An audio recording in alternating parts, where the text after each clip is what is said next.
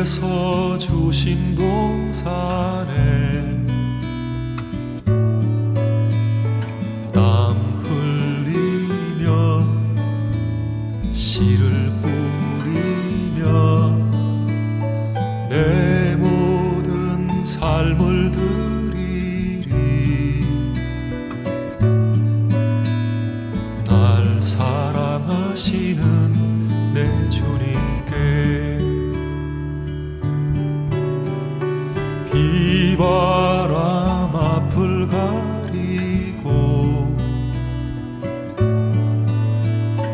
내 육체는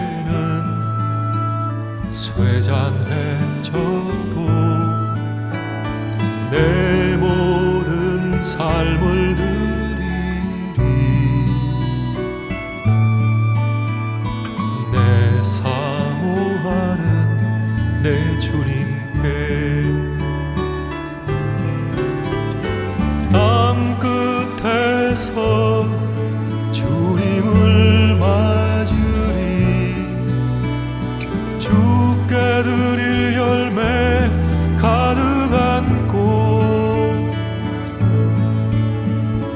땅 끝에서 주님을 배우리. 주께 드릴 노래 가득 안고 땅의 모든 끝 찬양하라. 주님 오실 길 예비하라. 땅의 모든 끝에서 주님을 찬양하라. 영광의 주님 곧 오시리라.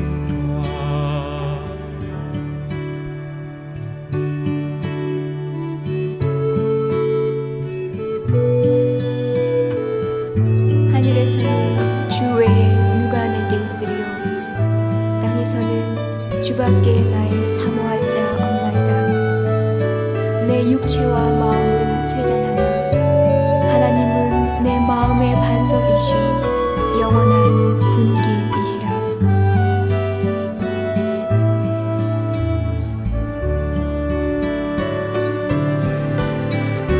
땅 끝에서 주님을 맞으리. 주께 드릴 열매 가득 안고 땅 끝에서 주님을 배우리. 주께 드릴 노래 가득 안고 땅의 모든 끝 찬양하라. 주님 오실 길 예비하라. 땅의 모든 끝에서 주님을 찬양하라. 영광의 주님 곧 오시리라.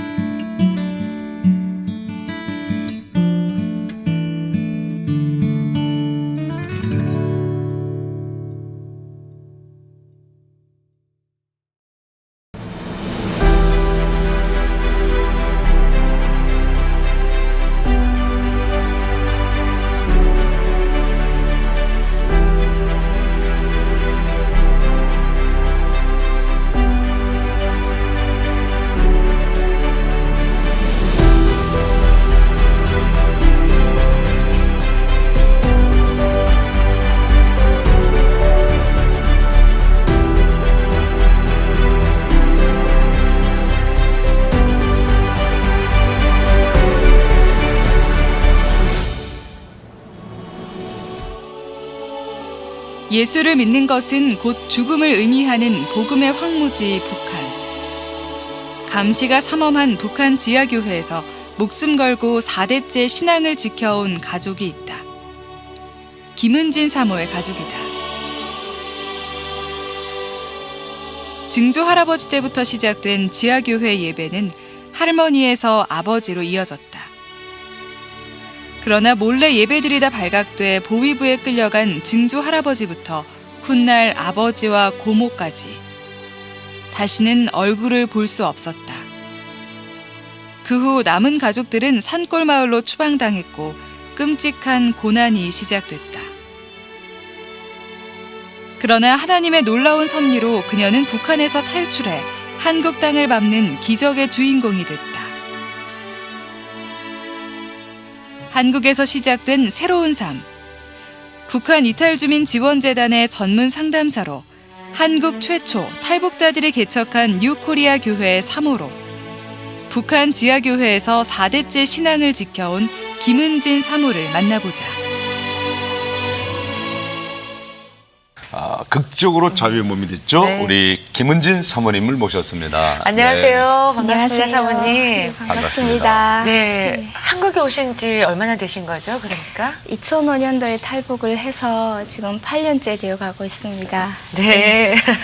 뉴 코리아 교회라 그랬죠. 네. 네, 우리 탈북 형제들이 네. 함께 세운 교회라고 들었는데 교회에 대해서 좀 얘기해 주시죠. 네.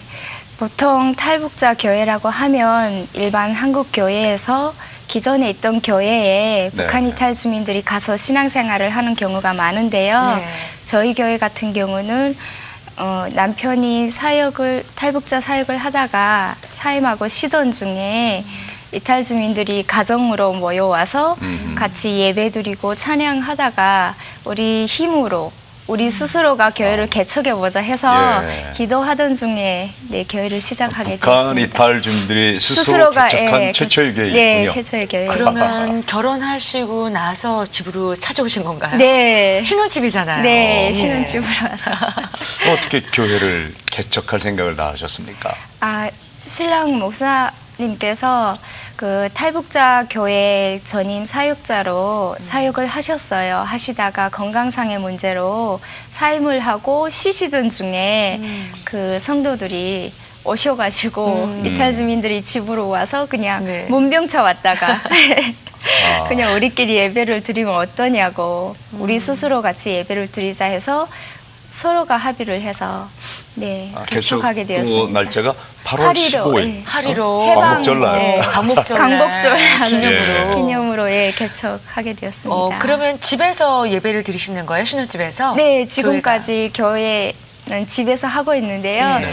성도들이 지금 미어 터질 지경이에요. 오. 집이 좁아서. 이야. 네, 그래서 지금 하나님께 예배당을 주시라고 기도하고 있습니다. 4대째 기독교 집안이라고 들었거든요. 네. 그러면 뭐 증조 할아버지 때부터 네. 그 계속 예배를 드리신 건데 네. 어떻게 해서 그 예배를 계속 섬기게 되셨는지 좀 얘기 좀 해주세요. 네. 제가 태어났을 때는 증조 할아버지와 할아버지는 친할아버지는 돌아가시고 안 계셨고요. 붙잡혀 가시고 네. 안 계셨고 할머니만 계셔서 제가 얘기를 하면 할머니에 대한 기억밖에 없어요. 보신 분들밖에는 제가 아는 게 없기 때문에 일제시대 때부터 하나님 교회를 다니시면서 할머니가 침례교회이셨대요. 네. 그래서 거기서 예배를 드리시다가 김일성 정권이 들어서면서 숙청되어서 내려오신 케이스거든요. 네. 내려오신 분들이 계속 연결고리가 되어서 주일이면 모여서 예배를 드리곤 하셨어요. 주일에 멀리서도 오시고. 네. 주일마다 예배를 네, 드렸습니까? 주일마다 드렸어요. 근데 북한의 공휴일은 뭐 한국처럼 일주일 단위로 쉬는 게 아니잖아요.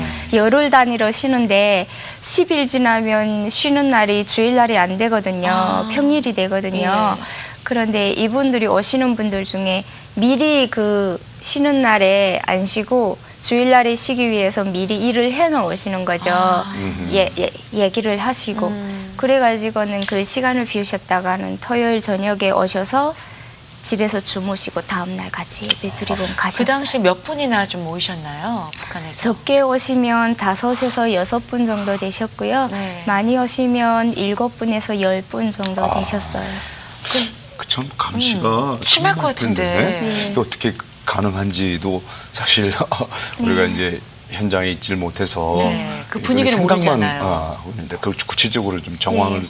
좀 표현해 주세요. 그 아버님의 직업상 사람들을 많이 만나고 집에 손님이 많이 오는 직업이셨어요. 그래요? 네, 그래가지고 사람들이 집에 드나드는 데는 큰 의심이 없었어요. 정부로부터 의심을 받지 않았거든요.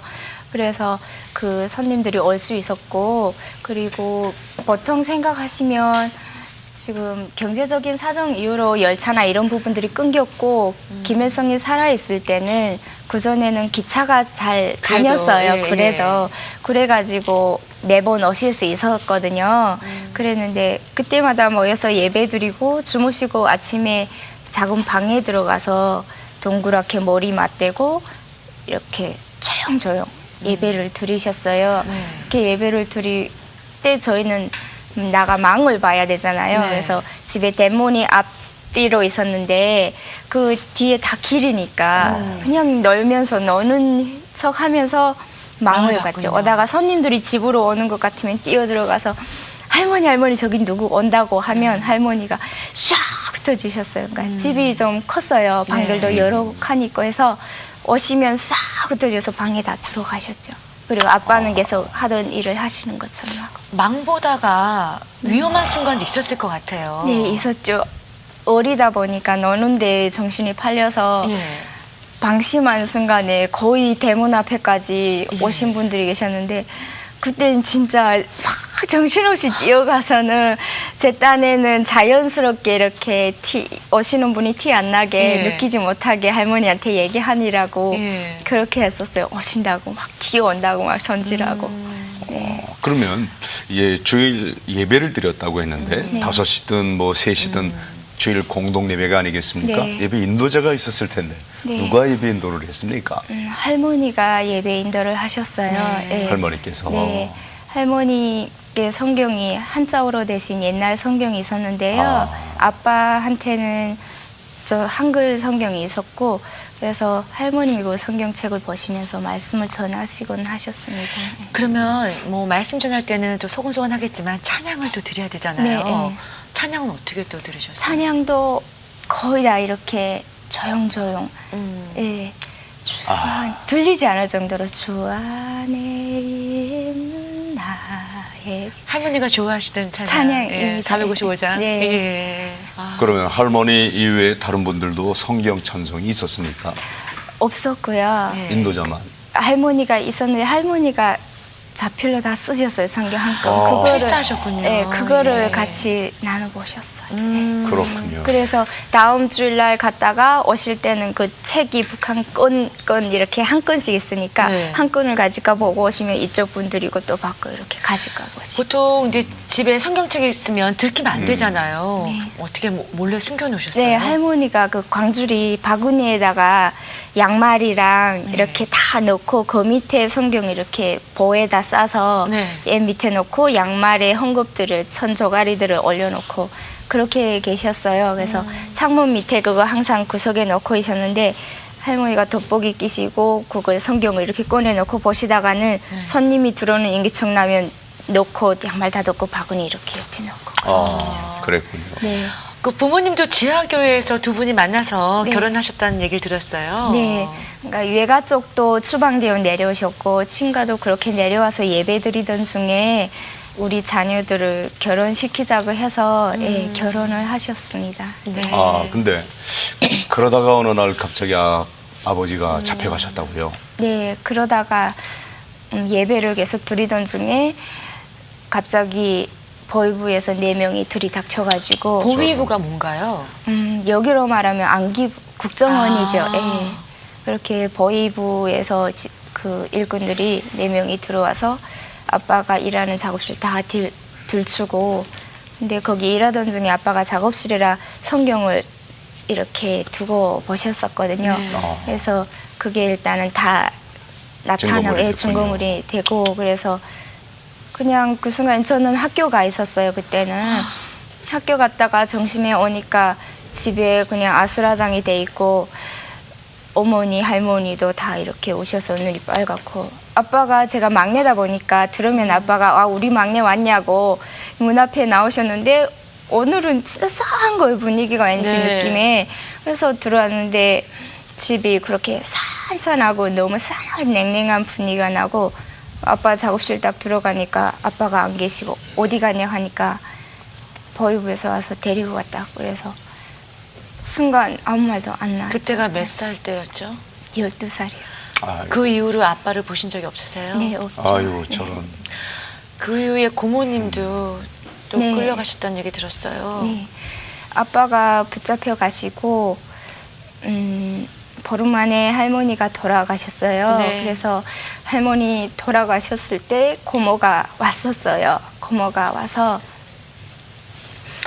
와서 할머니 산소 갔다가 저희한테 그러니까 저희는 그때 그 순간에 아빠가 붙잡혀 간 후로는 뭐 보통 어떤 하나님 원망하지 않는 이런 막 질문들 많이 하시는데 언제 원망할 새가 없었어요. 그 아. 북한의 분위기상 원망할 시간이 없고 앞으로 어떻게 해야 될지가 먼저 저희는 생각났었거든요. 그리고 항상 할머니한테서 들었던 얘기가 우리는 이 세상에서 살 사람들이 아니라고 하늘나라에 계속 갈 거니까 그냥 사람은 한 번은 죽는다는 얘기를 거의 귀에 멀씨밖에 들었기 때문에 크게 걱정을 안 했어요. 앞으로 그 일이 걱정이었는데 네. 고모가 왔을 때 고모가 어머니한테 그랬어요. 우리 자녀들을 앉혀놓고 어머니 있고 어머니 손 붙잡고 형님 북한에서는 형님이라거든요. 네. 오빠 네, 와이프를. 그렇죠. 그래서 형님 나는 준비 다 됐어. 이제 내가 내 고향 집에 돌아갔을 때 보육부에서 와서 나한테 물어보면 나는 내 대답은 준비가 다 됐어. 형님은 이제 저 어린 것들을 데리고 앞으로 갈 길이 험한데 믿음 흔들리지 말라고 그러셨거든요.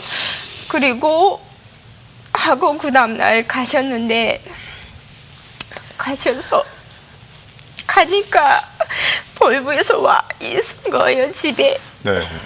그래가지고 보육부에서 고모한테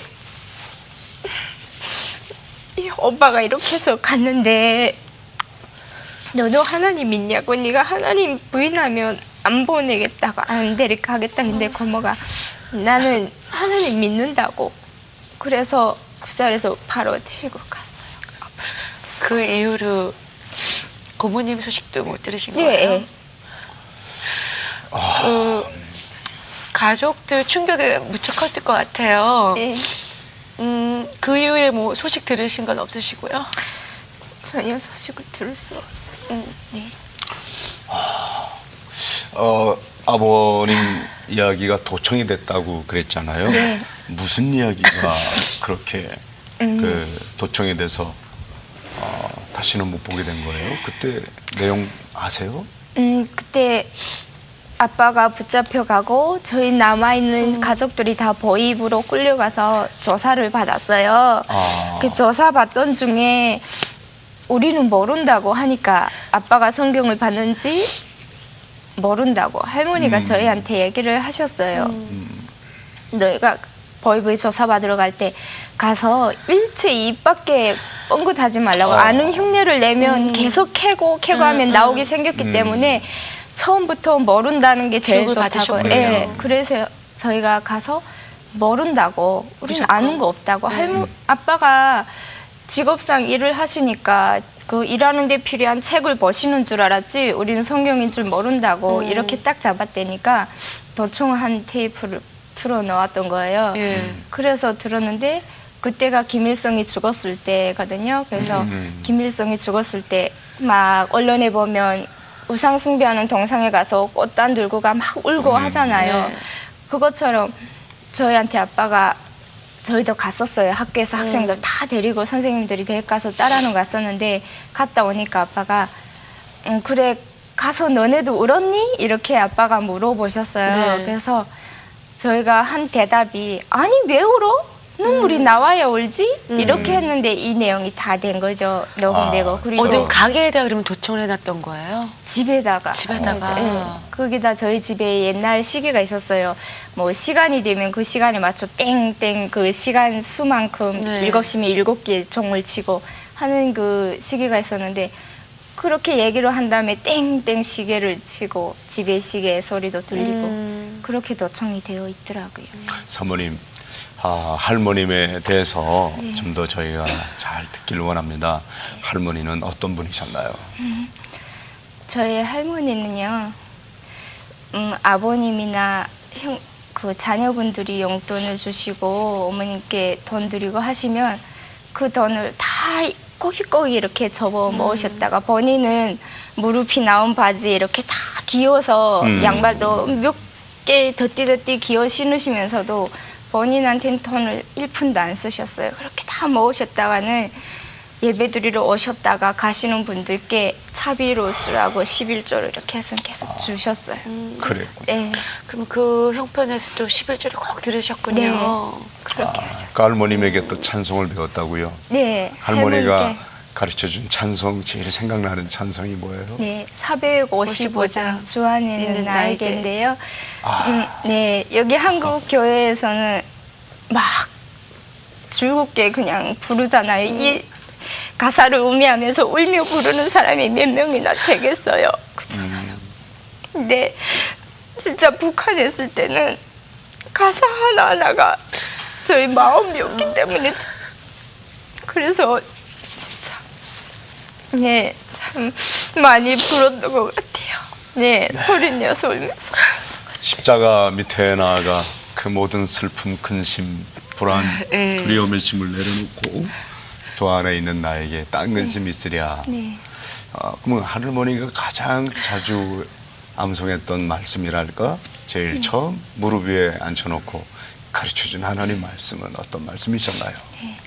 저희가 학교 갔다가 이렇게 오면 거의 이중 생활을 했죠. 북한에서는. 네. 가정에서는 하나님의 말씀을 듣고 학교 가서는 또 김일성에 대해서 배우고 그러니까 일단 뭐 기억에 남는 건 없지만은 김일성의 그 교육을 받았지만은 그래도 그런 생활을 할 때 학교 갔다가 할머님이 늘 할머니 머리맡에 우리 손주들을 둥그렇게 앉히시고 성경 말씀 일단 읽어주셨어요.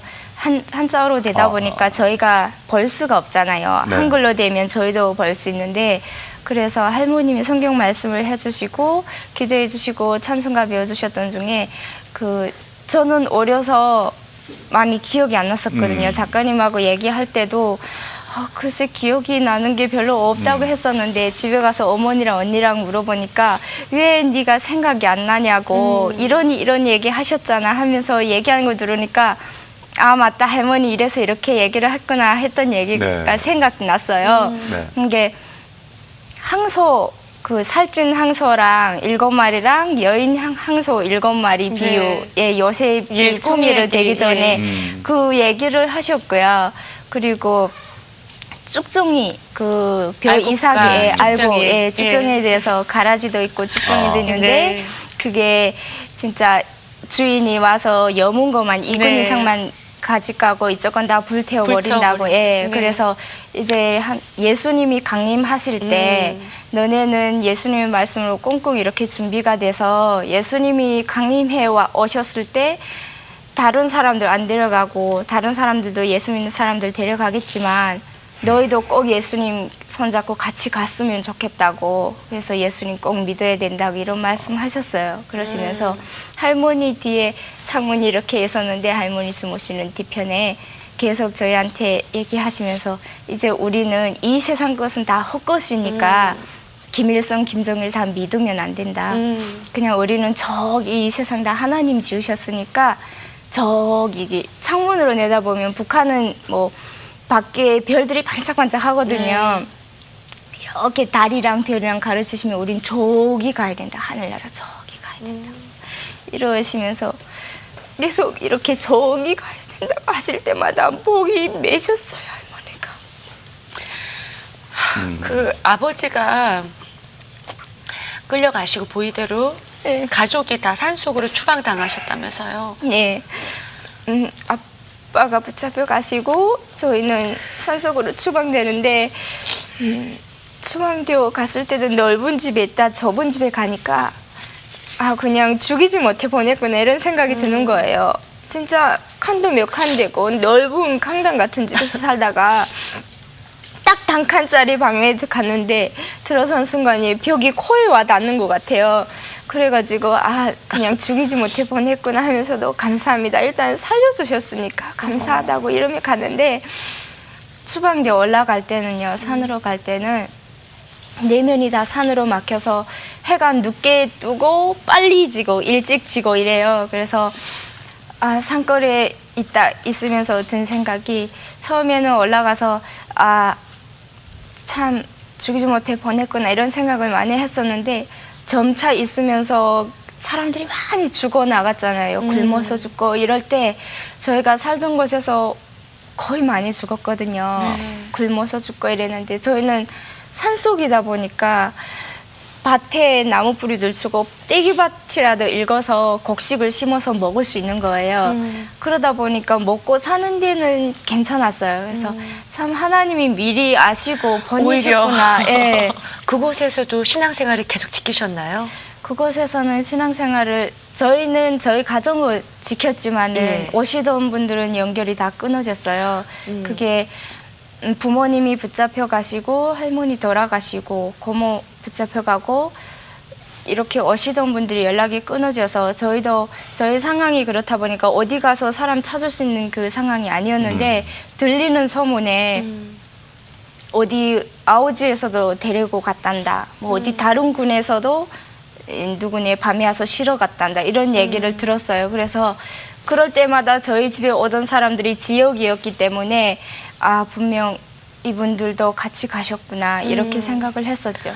그런데 성경책 다 뺏겼을 거 아니에요. 그럼 어떻게 예배를 드리고 어떻게 신앙을 지키셨는지. 그 성경책은 하나는 아빠 거는 뺏기고 할머니 보시던 거는 할머니 돌아가실 때 그 쓰셨던 자필로 쓰셨던 성경이랑 그 성경책 할머니 보시던 성경책을 할머니가 돌아가시기 전날에 누우셔 자리에서 다 우리 앉혀놓고 다 불태우라고 하셨어요 할머님이. 네. 저희가 그걸 아빠 붙잡혀가고 비닐에 다 꽁꽁 싸서 땅에 밭에 파묻었었거든요. 네. 그 밤에 나가서 네. 비닐에 싸서 그랬었는데 할머니가 내가 없은 다음에 이제 이 북한 사회는 어떻게 할지 모른다고 와서 집을 들 수도 없으면 구들 꼬레라도 다 뜯을 판인데 저거 하나 못 찾겠냐고 그냥 너네 마음만 변치 말고 있으면 되니까 다 태우라고 해서 할머니 돌아가시기 전날에 어머니가 부엌에 앉아서 성경책 다 태우셨어요.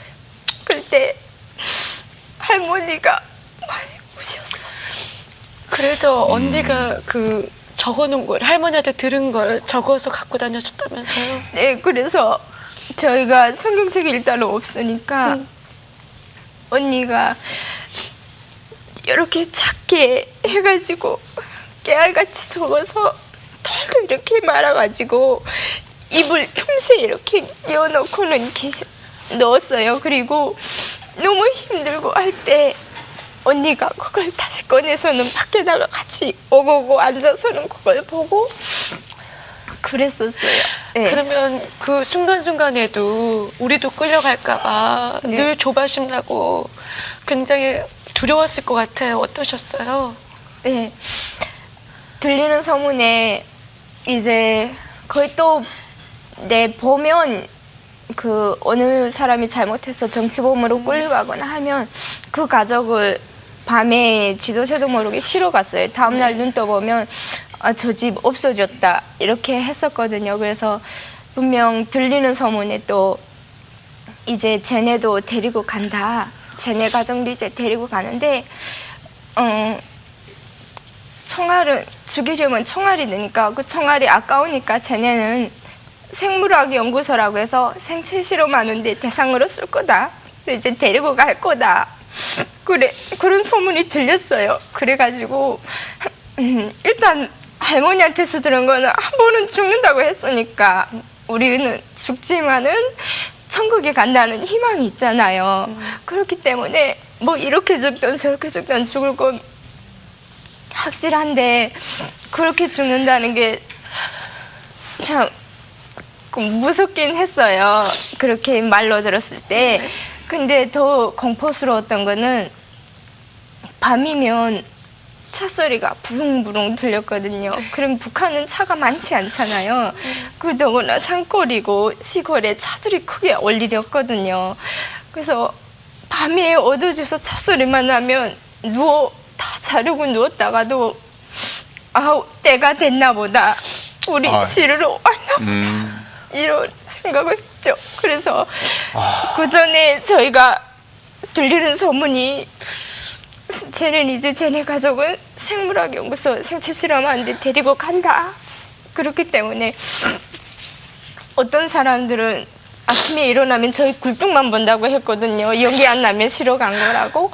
그 정도로 그랬었는데 그래서 저희가 준비를 했어요. 일단 가야 되니까 언제 가든 가야 되니까 일곱 나고 저녁에 들어와서는 이불 하나 싸고 그리고 그릇가지들을 하나씩 이불 사이에 깨지지 않게. 그러니까 차가 와서 실어 가면 그냥 무작정 짐을 싣는데요. 싣고 그냥 사람 뒤에서 쑥 가버린대요. 다 싣고 가는 게 아니고. 그렇기 때문에 가다가 떨고 나도 우리가 살아야 되니까 그렇게 미리 준비를 하고 있었어요. 항상. 짐을 다 싸고. 그래서 밤에 부릉부릉 되면 아 우리 갈 때가 왔구나 이렇게 했었죠. 어머님이 그렇게 두려울 때마다 위로를 해주셨다면서요? 네, 어머님이 괜찮다고 우리 다 앉혀놓고 등 두드려주면서 괜찮다고. 할머니 아빠가 먼저 지금 하늘 날아가서 우리를 내려다보며 기도하고 있다고.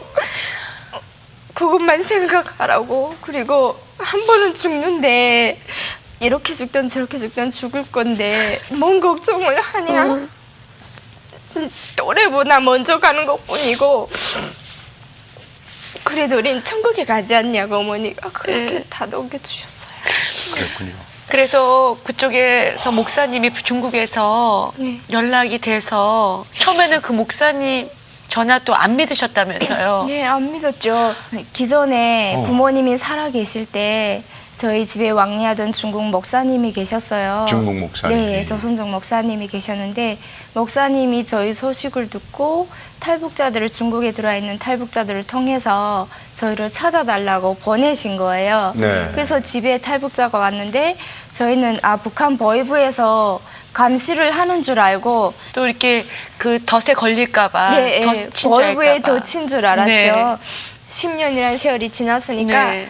얘네는 어느 정도 정신 상태가 바뀌었나 안 바뀌었나 또 보는 덫인 줄 알고 안 믿었어요. 안 믿고 우린 모른다고. 중국에 아는 사람도 없고 그런 사람은 모른다고 계속 보냈었죠. 근데 어떻게 전화를 받게 되셨어요? 받게 된 거는 북한이 믿줘야 번전이다고 계속 그 자갈길을 그 험한 3-4시간을 걸어서는 오셨거든요. 여자분이 30대 아가씨였어요. 그래서 밤에 나가서 받았죠. 그 전화만 해보라고. 전화 통화해보면 확인되지 않겠냐. 그래서 밤에 이렇게 했는데 전화가 있었나요? 그 그분이 중국에서 목사님 통해 가지고 나오셨어요. 핸드폰으로. 그래서 그 전화를 하려고 하니까 저희 동네가 산골이잖아요. 산으로 막히다 보니까 잘안 신호가 안 터지죠. 가는 거예요. 그래서 밤에 산 꼭대기로 올라갔어요. 올라가가지고 전화를 했는데 목사님이 내다 그러면서 잘 지내냐 이러시면서 물으셨는데 그때까지 너무 못 믿었죠. 근데 저희 어머님 이름이 유별나세요. 그래가지고 어머니 이름을 물으셨어요. 그러니까 목사님도 저희 집에 조선에 나왔을 때 어머니 이름이 제일 기억에 남으셨었나 봐요. 이름이 특이하시다 보니까. 그래가지고 이렇게 전화해서 엄마 이름을 제일 먼저 물어보셨는데 택할택의 언약 약자예요, 어머니. 택약. 그래가지고 여자인데 흔치 않아가지고 그렇게 하고 집 구조 얘기하고 살았던 곳에 그래서 확인해가지고 그러면 그 후로 곧바로 중국으로 간 건가요? 그리고 확인하고 목사님이 확인할 때 오라고 네. 지금 어떻게 사냐고 여기 교회에도 탈북자들이 많이 들어와 있는데 너네 사는 게 어떠냐고 괜찮냐고 그래서 먹고 사는 거는 괜찮다고 그러니까 이랬든 어쨌든 간에 들어오시라고 하셨어요. 아직 젊었기 때문에 들어오라고 했는데 저희 어렸을 때고 10년이 지났잖아요. 제가 성년이 네. 다 됐었는데 저희 어머니가 저희 어린 자녀들 키우시면서 머리가 하얗게 다 휘어지시고 이빨 다 빠지셨어요. 그렇게 빠지시고 많이 늙으셨기 때문에 또래에 비해서 할머니 같거든요. 네. 그래가지고 이제 조금 철이 들어서 어머니 곁에서 힘이 되어주고 싶다고. 예. 여기서 이 세상에서 못 만나면 천국 가서라도 우리 목사님 만나지 않겠냐고 했는데 목사님께서 너희가 어머니하고 영원히 살 거 아니지 않냐고. 이제 결혼하면 다른 가정일을 이루어서 또 딴 살림을 할 건데 그러면 어머니한테 도움이 될 것 같으냐고. 먹고 사는 데만 급급하다가 그렇게 끝난다고. 젊었을 때 와서 넓은 세상에서 뭔가를 배워야 된다고. 아빠의 뒤를 위해서 너희가 더 많이 배우고 준비해야 되지 않겠냐고 그러셨어요. 그래서 네. 어머니한테 얘기를 해보겠다고 하고 내려와서 어머님께 얘기를 했더니 어머님이 그냥 가라고. 나는 늙었으니까 괜찮다고.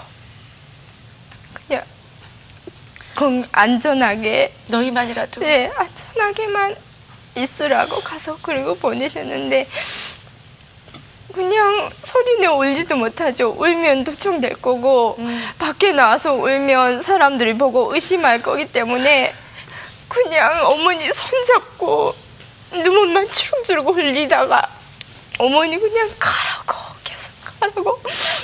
그래서 출문 열고 나왔는데 어머님이 내가 따라 안 가겠다고 따라 안 간다고 그냥 너 가라고 해서 문 열고 나왔는데 문 닫는 순간에 어머니 맨발로 뛰어나오시더라고요. 뛰어나와서 울고 그렇게 하고 가라고 해서 제가 왔거든요. 네. 그래서 어떻게 그럼 경로가 어떤 경로를 가신 거예요? 그래서 중국 일단은 목사님이 사람을 보낼 테니까 네. 어디까지 오라고 해서 네. 그날 김일성이 생일이었어요. 네. 그래서 공휴일이 아니면 제가 일하는 데서 빠지기 어려우니까 네. 김일성이 생일날에 쉬는 날이니까 먹을 거 구하러 식량 구하러 간 친척집에 간다고 거짓말하고 길을 떠났거든요. 그래서 목사님이 어디까지 오라는 곳에 갔죠. 그냥 걸어서 북한을 다 걸어가니까 네. 그래 몇 시간을 6시간 걸었던 것 같아요. 걸어서 국경 쪽으로 나왔는데 어두워지니까 목사님이 중국에 사람을 보냈어요. 그래서 그 사람 통해서 두만강 건너려고 하는데 그 사람이 저를 데리러 온 사람이 저기 강 경비. 건너편에 목사님이 지금 사모님이랑 계시다고 보이냐고 했는데 어렴풋이 보였어요. 네. 그 초저녁이라. 그래서 건너가지고 물이 깊지 않았어요? 그분이 저를 업고 건너셨어요. 남자분이셨는데 네. 보니까 목사님 교회 집사님이셨거든요. 네. 그래서 업고 건너가니까 목사님하고 사모님이 차 가지고 계셨어요. 그래서 그렇게 해서 목사님 댁에 네. 2달 반 있다 왔어요. 그 중국에 도착하자마자 충격받는 일이 있었다면서요. 네, 그러니까 제가 도착한 다음 날이 수요일이었어요. 그래서 수요 예배 드리러 가자. 목사님이 그래서 수요 예배 드리러 저녁에 나가는데 저기가 우리 교회다 하며 이렇게 손질하신 데 보니까 십자가가 불이 켜져 있고 가까이 가니까 막 찬양하고 막 찬양 소리가 밖에 막 울려 퍼지는 거예요.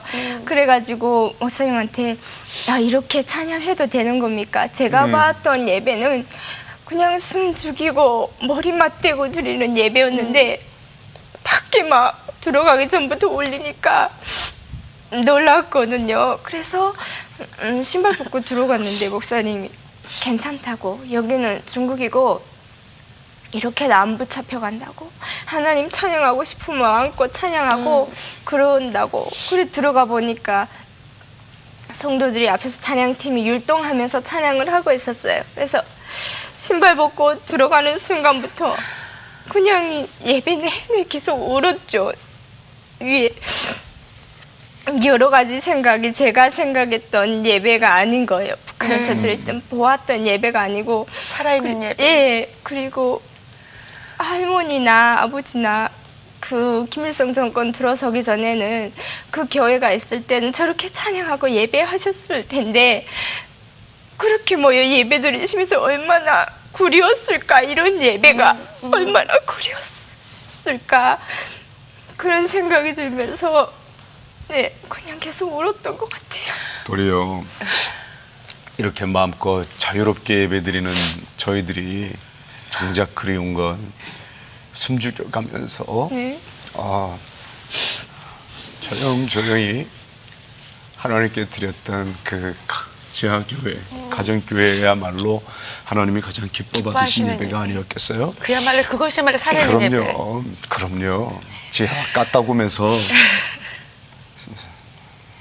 수백 년 동안 기독교를 공인하기 전까지 얼마나 많은 우리 초기 성도들이 박해를 받으면서 지하 동굴 속에서만 살았잖아요. 그 생각이 이렇게 오늘도 너무 우리 회개가 주변에 돼요 지금. 이렇게 있다고 생각하니까 정말 우리는 너무 쉽게 부끄럽습니다. 하나님 믿고 있구나. 그러고 그래서 나서 이제 한국에 오셔서 한국에서의 생활은 어떠셨어요? 한국에 와서는 제가 어머님께, 제가 어무로 인해서 남아있는 가족들이 겪게 될 고통과 그 모든 것을 제가 다 알잖아요. 네. 그래서 하루 일과가 새벽 기도 갔다가 학교 갔다가 그다음 학원 갔다가 아르바이트 하고 집에 들어오고 거의 이렇게 반복되었던 것 같아요. 그래서 이제 언젠가는 부모님을 만날 텐데, 만났을 때 어머님이 그 상황, 북한에서 그렇게 고통받고 계실 때 나도 이곳에서 어머님 만났을 때 부끄럽지 않게 뭔가를 해냈다는 모습을 보여줘야 되잖아요. 떳떳한 모습을. 어머님의 고생이 헛되지 않게. 그래가지고 진짜 열심히 살았던 것 같아요. 다른 데 눈 안 팔고 살았던 것 같아요. 네. 그런데 그 후에 놀라운 일이 있었다면서요. 네, 학교 다니던 중에 어느 날 갑자기 제가 와서도 네. 거의 북한 이탈 주민들이 한국에 와서 하는 일 중에 하나가, 제일 처음 하나원 나와서 하는 중에 하나가 가족을 데려오는 일이거든요. 네. 저도 오자마자 기도는 하고 있지만은 저희 인간적인 방법을 동원해서 데리고 오려고 사람 보내고 연락을 하고 했어요. 근데 그때마다 하나님께서 자꾸 막으시더라고요. 접근을 못하게. 그래서 1년 정도 하다가 그냥 포기하고 진짜 하나님께 제가 다 맡겨드린다고, 그리고 연락할 생각 안 하고 하나님께 그냥 기도만 했어요. 그러다가 어느 날 갑자기 전화가 온 거예요. 국제 전화로 들어왔는데 수업 중에. 그래서 어디서 왔을까 하고 받았는데 북한이에요. 그래서 보니까 내다고 어머니가. 네, 어머니 전화가. 그래서 지금 내 국경에 와 있다고. 네. 가족들 같이 국경 와 있다고. 그래서 어떻게 하냐 하니까 나오려고 지금 와 있다고. 그래서 오늘 저녁에 내가 넘을 것 같다. 그래서 순간 너무 놀랐어요. 네. 그래서 어머니. 동생이랑 같이요? 네. 다. 그래가지고 어머니 너무 좋아가지고, 제가 시험 기간이었지만 막 시험 공부가 집중이 안 되는. 믿기지가 않았어요. 그죠? 네. 그것도 1, 2년이 지난 후에 갑자기 연락이 와가지고, 그래서 어머니가 오늘 넘으니까 좀만 참으라고. 그래서 제가 알았다고 하고 전화 끊고 새벽에 넘는다고 해서 그 시간을 기다렸어요. 기다리는데 전화가 온 거예요. 새벽 2시에. 전화가 와서 네 넘었다 어머니가 이러시는데 얼마나 감사한지. 네, 어머니가 넘으셨다고. 그래가지고 제가 그 여름 방학에 중국에 저희 교회에서 통일비전들이 갔었어요. 네. 그때 저 같이 갔다가 청년부에서 같이 갔었다가 저는 연길에 가서 어머니를 만났죠. 네. 네, 만나서. 네, 어머니가 내 넘었다 그 소리가 네 국경을 넘었다 네. 사선을 넘었다 그렇죠? 정말 생사를 걸고 네. 그럼 오신 어머님도 거예요? 그 목사님을 통해서 다시 네. 그 도움받아서 네, 거기 있다가 다 감사하네. 왔습니다. 본인이 하려고 할 때 절대 그 일이 안 안 됐었잖아요. 어. 하나님의 방법으로. 네. 네. 어머니와는 자주 만나세요? 네, 어머니 가까이 계셔가지고 오. 자주 만나고 어머니 또 손주를 봐주러 오시고. 그래요? 아이고, 감사합니다.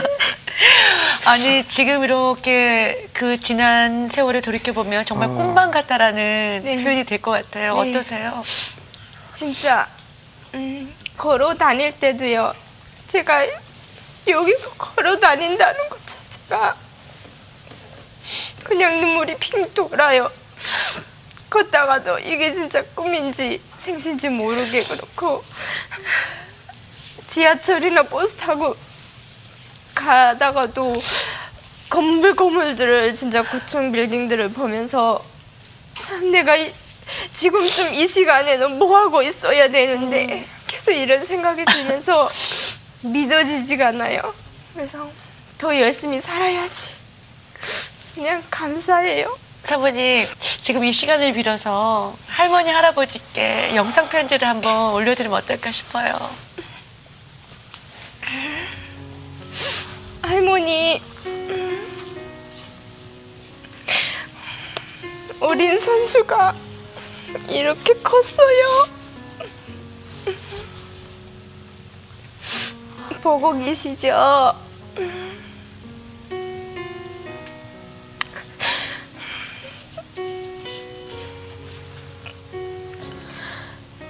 많이 보고 싶고 어서 빨리 만나고 싶은데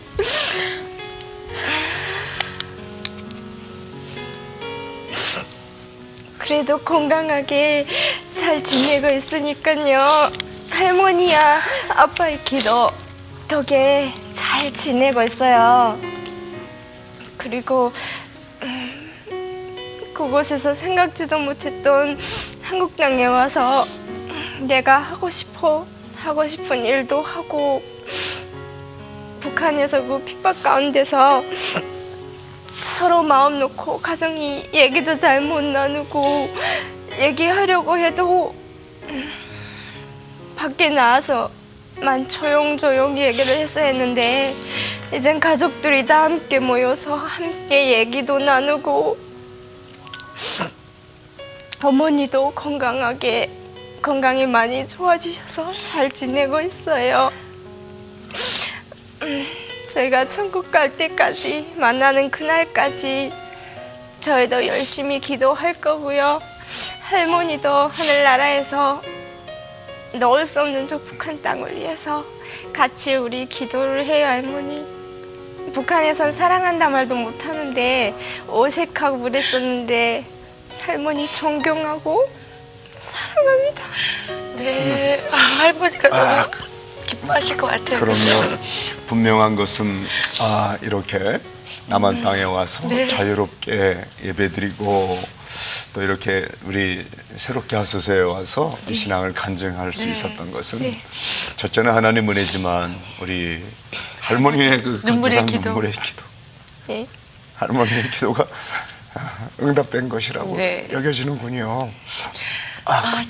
사모님 그러면 뉴코리아 교회에 네. 비전이 있을 것 같아요. 네, 통일이 되거나 했을 때 많은 사역자들이나 신앙인들이 북한에 가서 사역을 하게 될 텐데 그 역할을 저희 교회가 그 멋자리 역할을 하고 싶어요. 하고 싶다는 생각이 들고 그런 마음이 있고요. 그리고 저희 교회는 지금도 그렇고 앞으로도 그렇고 한 사람을 중심으로 한 사람이 목표입니다. 정말 제대로 된 신앙인을 키워내는 게 목표인데 저희는 한 사람의 한 명이라도 더 많은 탈북자들이 우리 교회를 통해서 하나님을 예수님을 영접할 수 있게 되고 또 한 명이라도 더 많은 사람들이 우리 교회를 통해서 북한 선교에 헌신할 수 있게 되고 또 한 곳이라도 더 많은 교회들이 저희 뉴코리아 교회를 통해서 네. 북한 선교를 시작할 수 있도록 돕는 그런 역할을 하고 싶다는 마음이 있습니다. 네. 그 마음 꼭 하나님께서 받으시고 이루어 주실 거예요. 네. 그리고요, 사모님에게 가장 큰 위로가 되고 힘이 됐던 하나님의 말씀은 어떤 말씀일까요? 예, 북한에 나와서 성경을 보던 중에 네. 시편 119편 71절 말씀에 네. 고난 당한 것이 내게 유익이라. 유익이라. 그렇군요. 그로 인하여 내가 주의 윤례를 배우게 되었다. 아멘. 네. 그 말씀에 다 모든 것이 담겨져 그럼요. 있죠. 네. 앞으로의 기도 제목 있으면 꼭 좀 나눠주세요. 제가 기도할게요. 네, 일단은 저희 교회, 뉴코리아 교회가 지금 사람들이 하나님께서 먼저 예배당보다는 성도들을 보내주시고 교회에 지금 물건들을 피아노, 기타, 그 또 강대상 이렇게 후원해 주시고 안에 물건들을 채우고 계세요. 근데 예배당이 아직 없어서 성도들이 오려고는 하는데 지금 집이 좁아서 못 오고 있는 상황이거든요. 그래서 하루 빨리 예배당이 하나님의 교회가 아름답게 마련될 수 있도록 기도해 주시기 예, 위해서 하겠습니다. 이제는 우리 사모님은 뉴 코리아 교회 사모님이십니다. 뉴 코리아 교회 사모님이 놀랍습니다. 노스 코리아, 네. 북한을 한마디로 정의하자면 어떻게 말씀하실 수 표현할 수 있겠습니까? 북한이란 북한이란 놓을 수 없는 자식 같은 그런 존재인 것 같아요. 고향인 것 같아요. 네. 뭐 말썽 피우는 자식이라고 해서 내 자식이 아닌 건 아니라고 할 수 아니잖아요. 그래서 이 세상 끝나는 그날까지 통일되는 그날까지 품고 기도해야 되는 그런 아픈 존재인 것 같아요. 네, 그 아픔을 가지고 저희들도 오늘 각성하고 정말, 네. 정말 너무나 열심히 회개를 많이 기도하겠습니다. 했어요. 오늘 이렇게 사모님 나오셔서 네. 간증해 주셔서 저희들의 신앙이 더 새로워지고 뜨거워지는 계기가 된 것 같습니다. 저희들 기도할게요. 네, 네. 사모님 함께 우리 해주셔서 출연해 주셔서 감사합니다. 대단히 감사합니다. 네.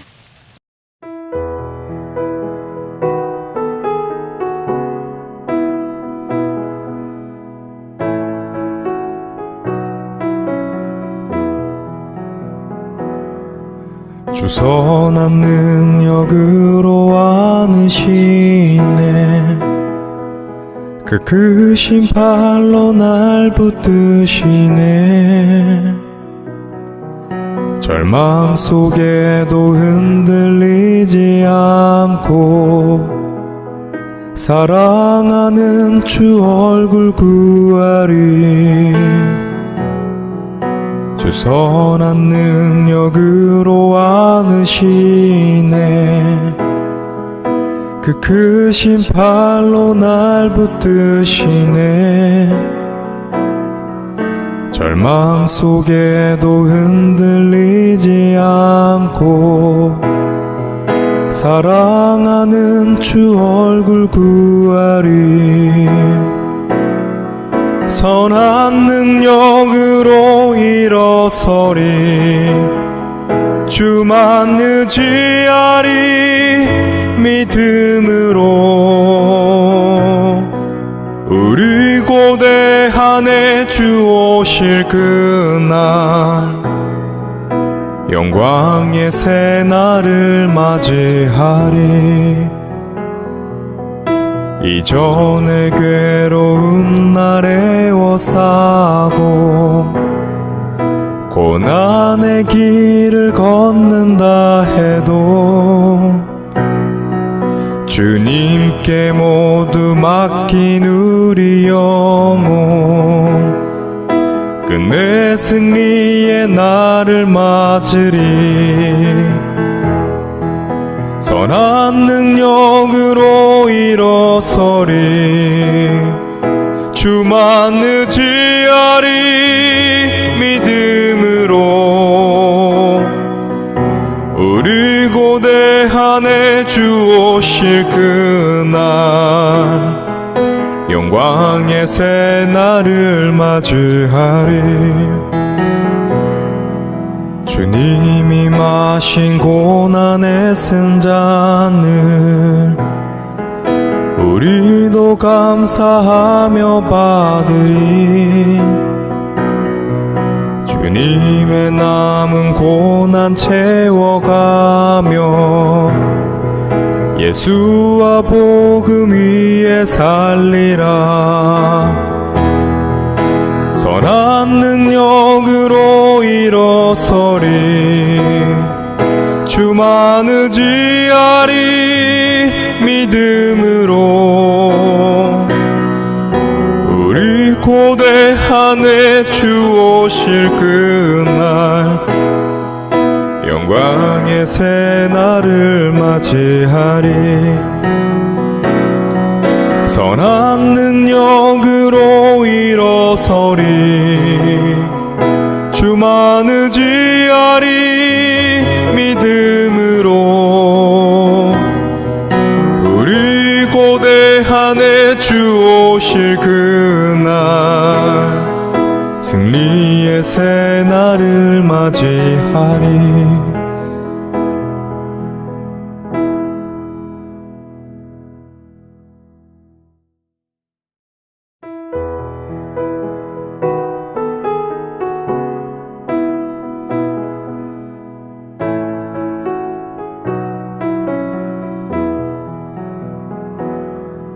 주 선한 능력으로 안으시네.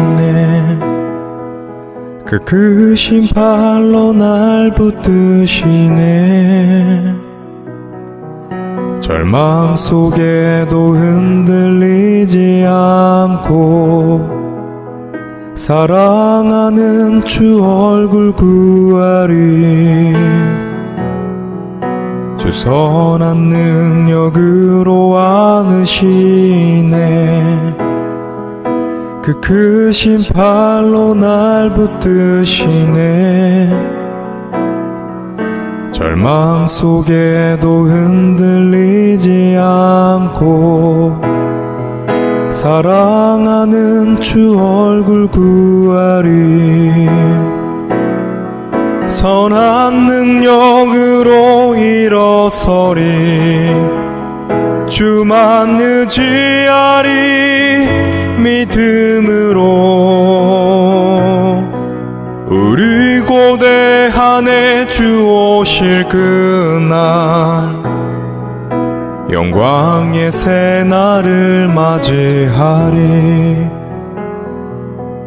이전의 괴로운 날에 애워싸고 고난의 길을 걷는다 해도 주님께 모두 맡긴 우리 영혼 끝내 승리의 날을 맞으리. 선한 능력으로 일어서리. 주만 의지하리. 믿음으로 우리 고대한에 주 오실 그날 영광의 새날을 맞이하리. 주님이 마신 고난의 승잔을 우리도 감사하며 받으리. 주님의 남은 고난 채워가며 예수와 복음 위에 살리라. 선한 능력으로 일어서리. 주만 의지하리. 믿음으로 우리 고대한에 주 오실 그날 영광의 새날을 맞이하리. 선한 능력으로 일어서리.